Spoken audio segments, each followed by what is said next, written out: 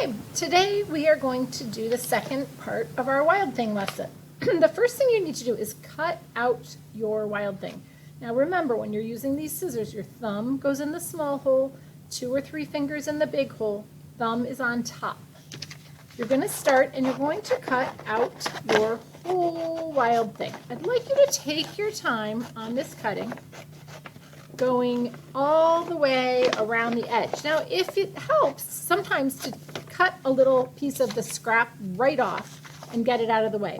Also, for some people, it's easier than going around all those little fingers right away, is to cut off a little piece, and then I can start out here and cut all of these small pieces out. So that's my first step. Another problem is sometimes people accidentally keep going like this. Oh no, I cut off my horn. Not a big deal. I just want to make sure that I keep it somewhere safe, and when we attach it onto our background paper, it will not be a problem. We can get it right back where it goes. So you're going to keep going and cut all the way around. Cut off one of his horns. It's not a big deal. If you have little lines, like I had these little lines for claws on his feet, I'm going to go ahead and cut those right off, and you'll see I can add them back on in the next step. So once all of that is finished, I'm going to choose a piece of paper that makes the Wild Thing really stand out. You can bring it up to the front to look at the colors and decide. I like this bright yellow page. And then I will staple it onto a black frame for you. The next step is to glue our Wild Thing right down onto the yellow paper. You can use a glue stick for this. Remember, you just need to twist it up a little bit. You need to make sure, though, that you get some glue on all areas. You can't just put a little glue in the center and expect for it to stay. So I want to go all the way around all of my arms, my legs, my head, and then when I'm ready, I'm going to get my Wild Thing right down. Now this is where I messed up and cut off this horn by accident. It's not a big deal. Put a little bit of glue on the back of it, and I can attach it right back where it goes. I can also now take my Cray-Pas and add those claws right back onto the feet. When that is finished, the next step, put your top on your glue stick, is to add a border. Now, I would like to see people really take their time doing some sort of a pattern and colors in the border. It could be shapes or lines. It could be things that your Wild Thing might like. It could be really anything. Like I'm going to think if my Wild Thing likes to eat apples, I'm going to make I'm going to make an apple in each corner.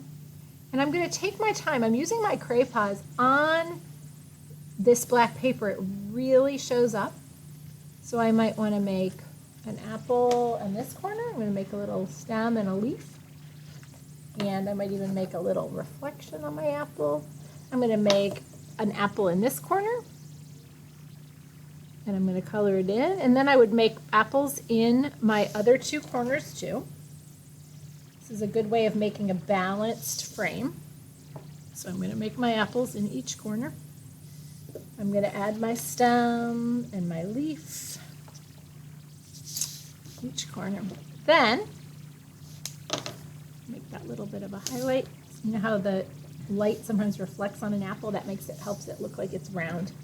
Now maybe I think I like some stars. So I'm going to make a star next to this apple. And if I do one next to that apple, I'm going to do one next to this one. I'm going to do one here and here. See how I'm not rushing. I'm not making quick scribbly lines. I'm really taking my time. And I'm adding a pattern all the way around my frame. Now I could think of maybe another thing. Even the white will show up well. I might like to make just some white rectangles. That would be fine. I could make a white rectangle here. I could make a white rectangle here. And a white rectangle here. And as you can see, I'm going to just keep on going all the way around my border. Maybe my Wild Thing likes to eat ice cream. You could do some different foods that your Wild Thing likes if you want, or you could just do shapes and patterns. I think I'll make some ice cream cones. I think he likes strawberry ice cream. So I'm going to make a strawberry ice cream over here and over here.